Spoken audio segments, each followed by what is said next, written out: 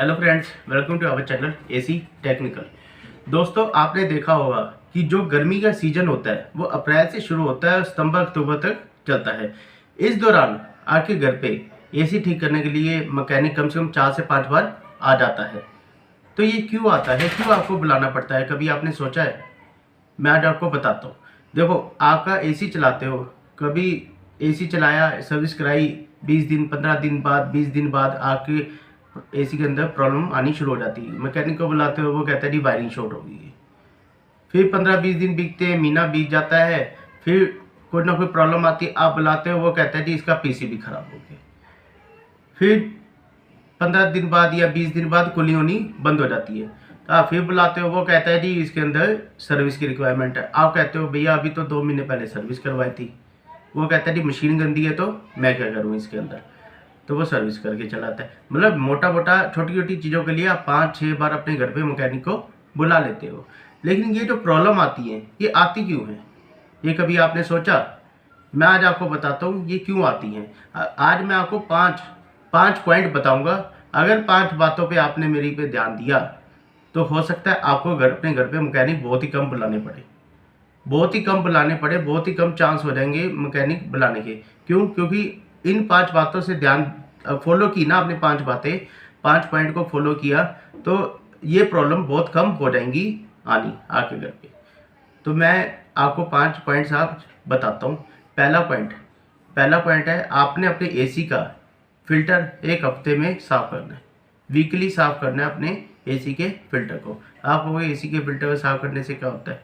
AC के filter को साफ ना करने से एसी जो होता है वो हवा खींचता है। हवा में होती है मिट्टी, डस्ट होती है, तो जितनी डस्ट होती है वो सारी फिल्टर पे चिपक जाती है।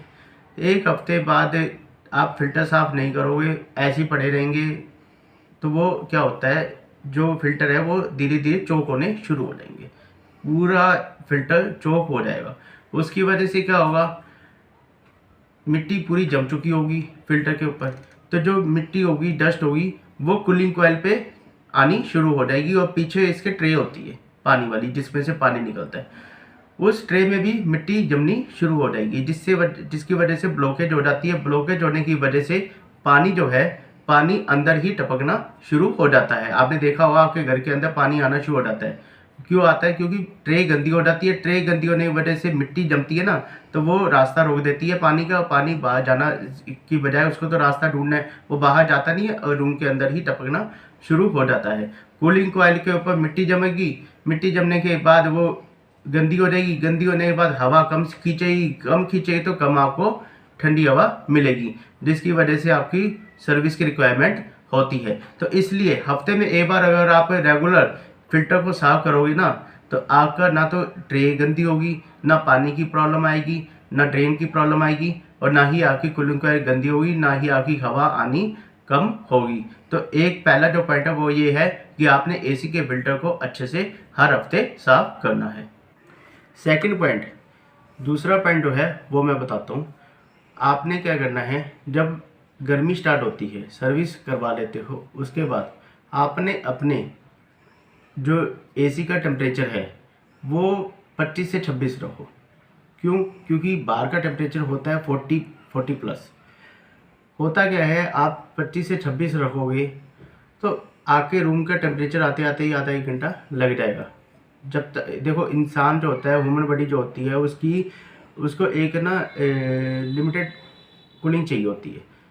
हमारे जो बॉडी का टेम्परेचर है वो हमें 25-26 अगर हम करेंगे तो वो काफ़ी हद तक हमारे रूम को चिल्ड कर देगा। तो जब आपके रूम का टेम्परेचर 25 से 26 हो जाएगा तो वो कंप्रेसर क्या होगा, उसके बाद सेंस करेगा और वो कंप्रेसर ट्रिप कर देगा थोड़ी देर के 5-7 मिनट के लिए। तो 5-7 मिनट के लिए जब कंप्रेसर बंद होगा तो कंप्रेसर को भी थोड़ा आराम मिलेगा, 5 मिनट रेस्ट मिलेगा। उसकी जो वायरिंग होगी उसको भी थोड़ा आराम मिलेगा 5-10 मिनट का। उसके बाद उसके जो कंपोनेंट्स होंगे उनको भी थोड़ा रेस्ट मिलेगा 5-7 मिनट का। तो ऐसे क्या होगा, कंप्रेसर ठंडा हो जाएगा, वायरिंग ठंडी हो जाएगी। उससे क्या है, ये चीज़ें ज़्यादा जल्दी जलती नहीं है, ख़राब नहीं होती, फूकती नहीं है।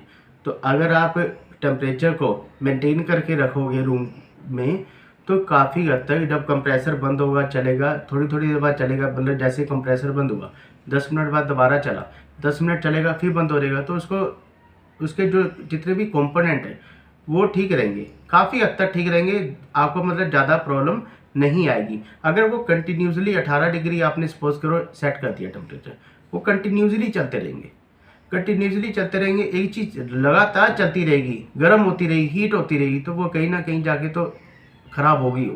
तो इस वजह से भी आपको मैकेनिक बुलाने पड़ते हैं। तो अगर आप टेम्परेचर को 25-26 रखोगे तो इतनी ज़्यादा प्रॉब्लम नहीं आएंगी, काफ़ी हद तक कम हो जाएंगी प्रॉब्लम्स। थर्ड पॉइंट क्या होता है, जैसे आपने एसी लगा रखा है, तो एसी के अंदर ना बहुत से लोग क्या करते हैं, वोल्टेज स्टेबलाइजर को नहीं लगाते हैं, स्टेबलाइजर नहीं लगाते हैं, वो कहते हैं हमारे यहाँ ज़रूरत नहीं है, हमारे यहाँ तो पूरी लाइट आती है। आप एक बात बताओ, आप एसी चलाते हो, एसी चलाने आपने कभी देखा आपके रूम के अंदर कितनी वोल्टेज आ रही है? 220 230 एसी को चाहिए होती है, आपके रूम में आ रही होती है 250 260, यहाँ तक कि 270 भी आ जाती है।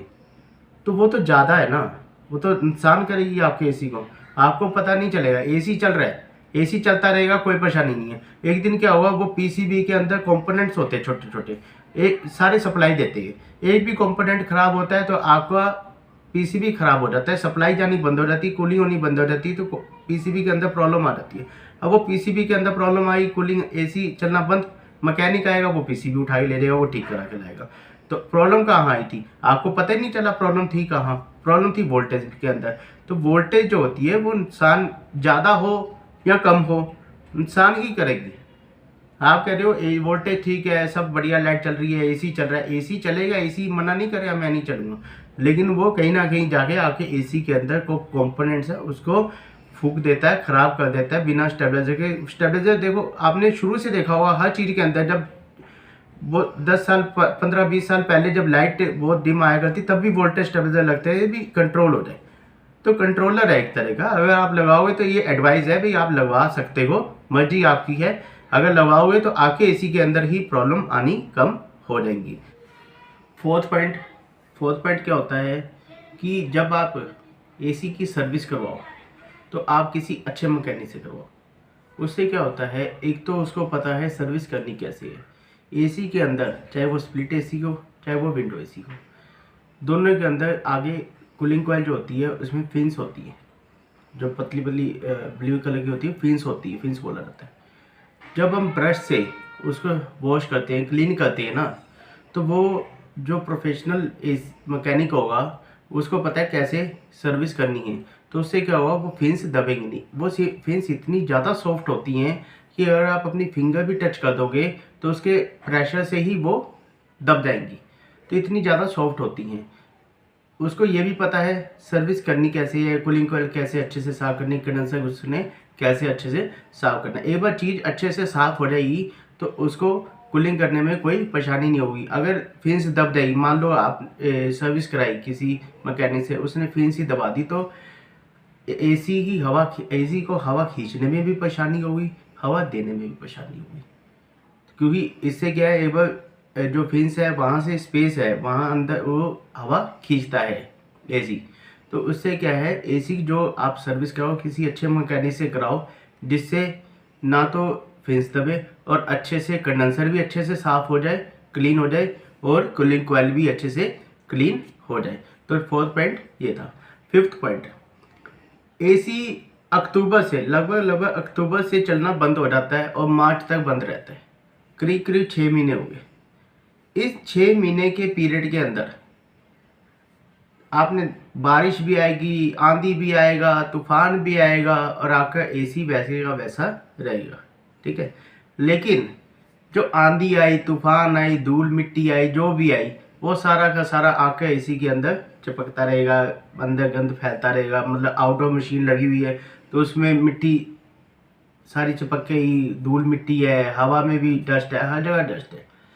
तो पांचवा पॉइंट है कि आप जब अक्टूबर के अंदर या नवंबर के अंदर एसी बंद करो तो उसमें एक कवर आता है जो कि आपके एसी को कवर कर देता है। रूम के अंदर भी, इंडोर में भी, विंडो एसी में भी होता है, स्प्लिट एसी में भी होता है, इंडोर में भी आप उसको कवर कर सकते हैं, आउटडोर में भी कर सकते हैं, विंडो एसी में भी कर सकते हैं। उससे क्या है, आंधी आए, तूफान आए, बारिश आए, जो मर्जी आए, आपका एसी के अंदर डस्ट नहीं आएगी, जिससे वो साफ रहेगा, किसी तरह का कोई प्रॉब्लम नहीं आएगी। जितनी ज़्यादा डस्ट आएगी उतनी ज़्यादा एसी सीजन में आपको परेशानी आएगी। धूल मिट्टी है, अब मैकेनिक जब साफ़ करेगा तो वो कितना साफ़ कर देगा, अंदर जो फिन्स के अंदर तक जा चुकी है उसको तो नहीं निकाल सकता ना। तो इसलिए वो प्रोटेक्टेड रहता है, एसी सेफ रहता है हर तरह से।